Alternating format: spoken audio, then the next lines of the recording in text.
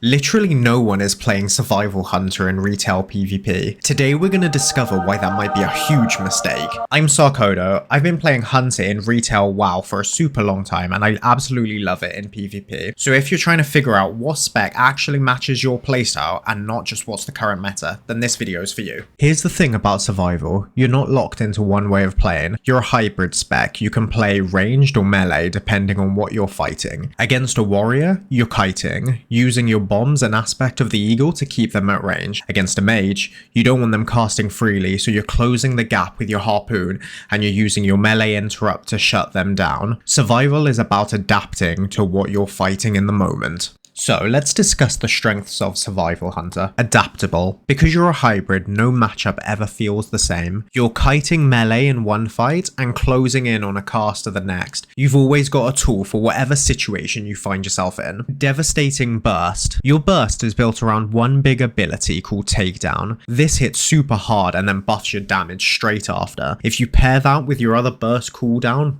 Boomstick, you get a genuinely devastating window that's extremely hard for enemy healers to react to in time. You're super mobile. Harpoon pulls you onto your target. Disengage lets you bail out of danger instantly. An aspect of the cheetah lets you flat out sprint past someone. You're rarely ever stuck anywhere you don't want to be. Control. You've got traps, stuns, slows, roots.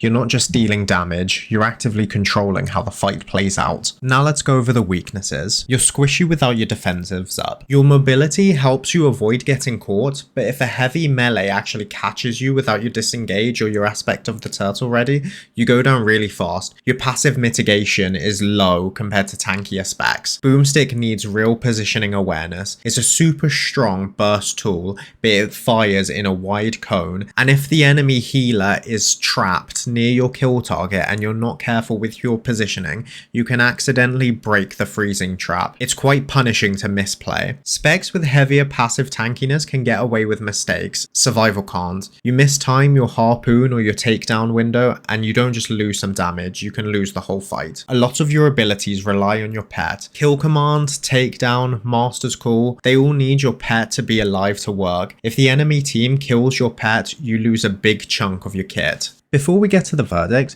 if you're finding this breakdown useful, hitting the like and subscribe buttons will help me out a ton, and definitely drop a comment below letting me know what your favourite spec is right now and why.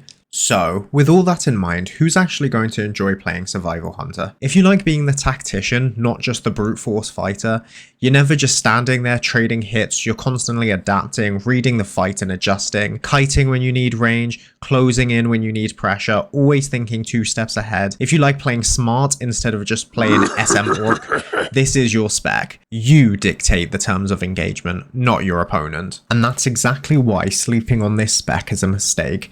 You're skipping one of the most adaptable and unique playstyles in the game. So that's Survival Hunter. Hope you enjoyed and I'll see you in the next one.